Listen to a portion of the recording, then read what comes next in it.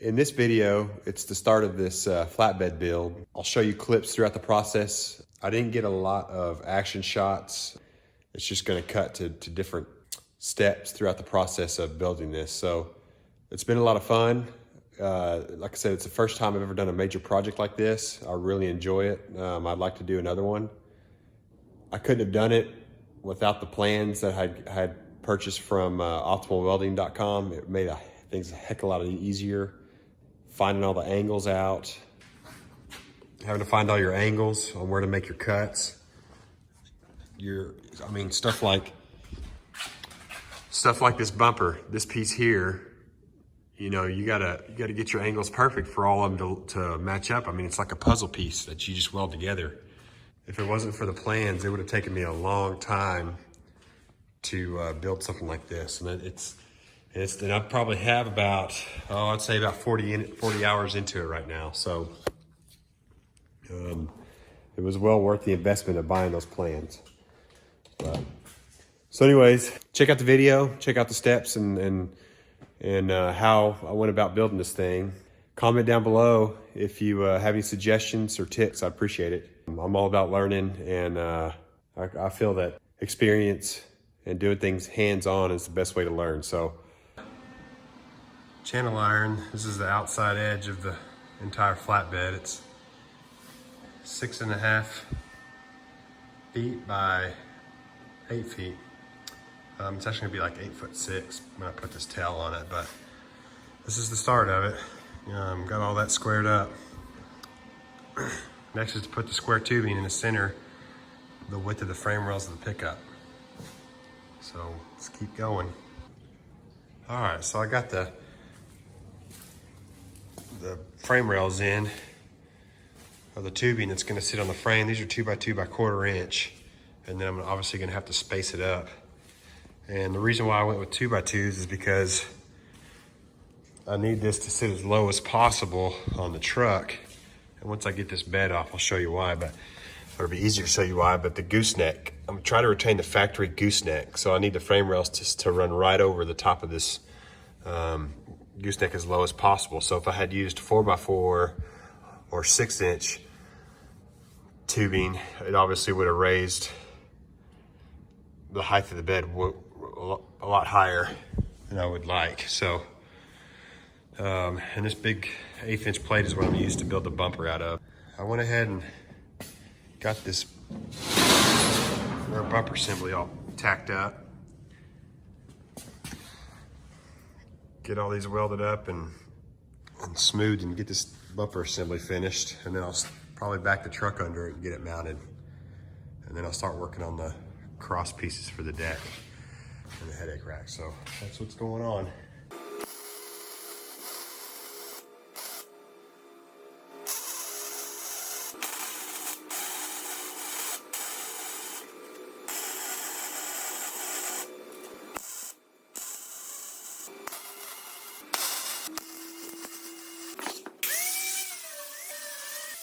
Once I get all this finished, I'll check in with y'all.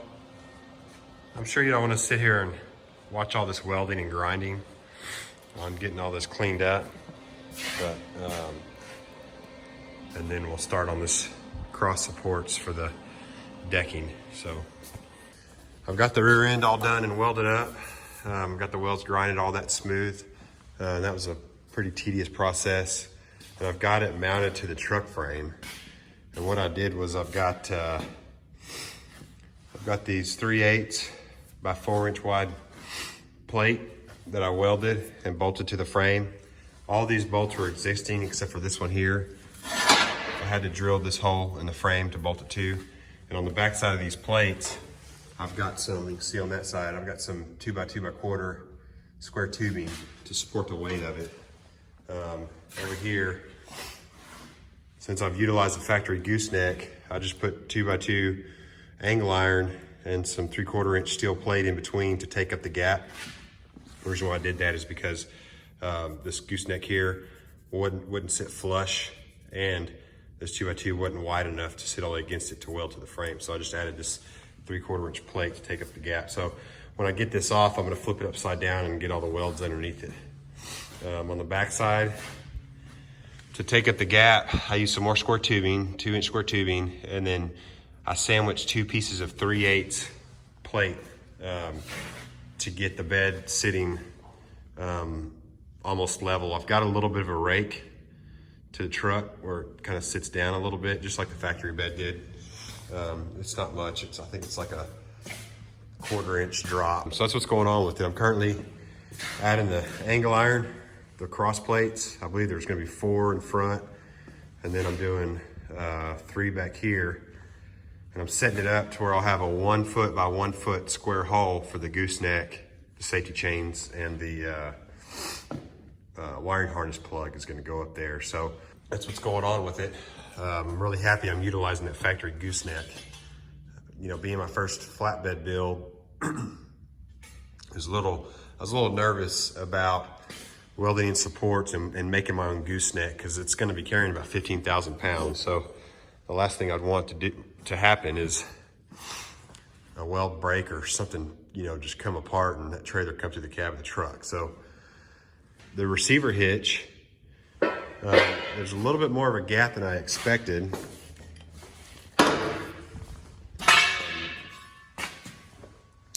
Kind of looks funny, you know, with that receiver hitch sitting about 3 or 4 inches down from the rear bumper plate.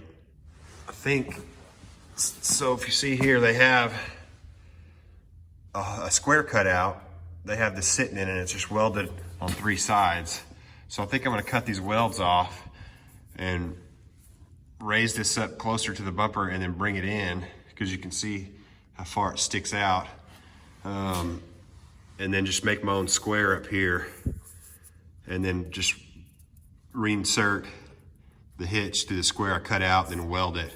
That way it's still strong, because you got the square to support it and then all the welds. And then I'll just trim the bottom of it just to take up the,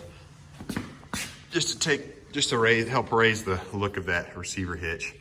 And I don't carry a whole lot of weight. Matter of fact, I don't have a bumper pull trailer anymore. The only thing I haul on that hitch is a hay rake and a baler, which a baler does have a lot of tongue weight, but I think I can still make it strong and supportive. But I don't know yet. That's what I'm thinking on that hitch. I don't know if I'm gonna go that route, but whatever I figure out, I'm definitely gonna raise that and bring it back towards that spare tire, because it just looks goofy. If I do another flatbed, I'm obviously gonna make this plating a little bit lower and maybe not make that angle so sharp in towards the truck. Maybe kind of kick it out a couple of degrees or so. I don't know. But that's what's going on. I'm gonna finish these cross pieces, get all that set up, and once that's done, then I'm gonna start on the headache rack. So I'm hoping by the end of the week, I'll have all the fabricating done. You know, I still have to mount my lights, my license plate, my reverse lights. I'm gonna incorporate the reverse sensors and the reverse camera. I don't know if I'm gonna put the camera on the back here or if I'm gonna mount it up on the headache rack so that I can see the gooseneck hitch, because I hook up to a gooseneck way more than a bumper pull. So got all the cross supports set in. I got my square hole cut out and my safety chain anchor points in. That ball can obviously come out, but it is just, it's literally like a 1/16 of an inch lower than where the deck's gonna sit. So that's perfect. And then I'm gonna get my, the trailer plug, and I'm gonna mount it right here so I can plug the trailer lights in straight down. That ended up being 12 inches by 14 inches. Needed a little extra width. And then I'll plate it down here, right above the gooseneck hitch, to keep the chains from falling down in it. Headache rack is the 4x4 square tubing. I've got all of it tacked up. You can see I got my angles way off on both sides. So I'm gonna have to put some filler in here and weld it all up and then grind it smooth.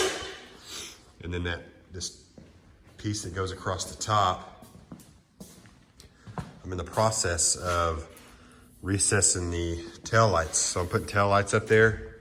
So I'm adding these tail lights. There's gonna be a red set down here on the bumper But when I put that 4-inch tubing across the top, it's gonna hide that third brake light, and we're required to have a third brake light. So I'm gonna get these recessed inside of it, something like that. That way they're not, I mean, I could have mounted them flush on the outside, but you know, I thought it'd be a challenge to recess them in here. And then on top of that, if they're flush, if I ever run stuff across the top of that headache rack, I won't break them. So that's where I'm at. Let's see, I got that one almost cut out. So I did want to mention, if you take a look here, some of these bolts. So this bracket, these two brackets hold your brake cables, and they were originally bolted right on this side behind this bracket. I covered all the holes up because there's an existing hole here. So I just got some bolts and tacked them to the outside of the plate. When I tighten them down, they'll just sit flush like that to keep all the brake lines out from your suspension springs. But if you notice, some of the bolt holes are not centered. Let's see, like this one here on the rear, you can see it's offset. Well, it's because there's two holes here that the bumper originally bolted to, and instead of drilling a hole right in the center and keep everything nice and clean, I just offset it right there. But all those do is keep the bed from lifting up and down anyways. And they're 5/8 inch grade 8 bolts. I think this one here is offset. It's just because that's where the hole ended up being. And if I had moved this plate over, it would have broke this little tab holding that line. Same thing up here. I wanted this plate against the frame, all the way against over, and this is the only spot I could drill a hole in this. I mean, I could have gone lower, but I wanted it right here. So they're offset, but man, this thing is secure. I could probably carry a gooseneck, no problem, but. All right. So I got my cutouts made where my upper lights are gonna go. Got my little boxes built. Welding's not all that great. I'm not gonna grind the back side because it's gonna be hidden inside the tube, but I'm gonna grind this, clean all this up, make it look good. Here's kind of what it's gonna look like. So my light is gonna be sitting this way, down inside of it. See there. But I'm really glad I did that. I was a little nervous about tackling that kind of project. It was a little tedious. You can tell that, you know, I had to make all my cuts out of this plate with this grinder. I really need a plasma cutter, but so my plates are not straight at all, but it doesn't matter because I can hide it with the welds and hide it inside the tubing. But anyways, that's where I'm at. I'm gonna get this other one made up, grinded, and then I'm gonna get it mounted. All right, here's something I want to note. So I didn't know how I was gonna do my spare, if I was gonna have to take the spare off, or if I was gonna have to drill a hole in the bumper to still utilize the factory location for the spare. And if I'd taken it off, I would have had it mounted on the truck somewhere, and that would take up bed space. Well, I drilled out the holes for all the reverse sensors. And this one, I just so happened to get it in the right spot. Because if you look in there, it is directly in line with the tube for the spare tire winch. So if I ever have a flat, I'll just pop that sensor out, which is no big deal. You can just reach underneath and get right to it and drop the spare tire. So got lucky on that one, I must say. All right, here's the headache rack. I've got a fish ran through there coming down here when I go to run my lights, but those are where my tail lights are gonna go up there. I got my little fenders mounted. Those stick out about 1 inch. I got them shaved in the corners. I got all the holes and everything cut out for the lights The only thing I have left to do is my little clearance lights on the side, or marker lights. I got the gussets put in. And the rear view camera, got a little bracket fabbed up there. That's where the factory camera is gonna go.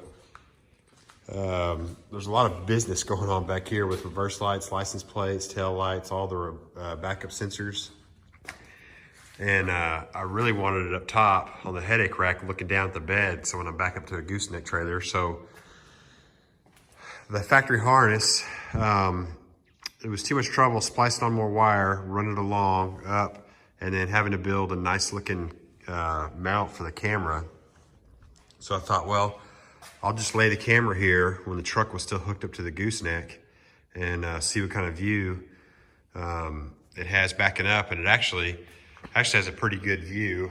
I had video of it, I lost it, but once I get this thing mounted back on the truck and wired up, I'll show you what it looks like. But it's a good spot. It keeps, I mean, you can get the trailer nice and straight with the ball, and you can really see when the trailer's right over it. So it actually worked out pretty good.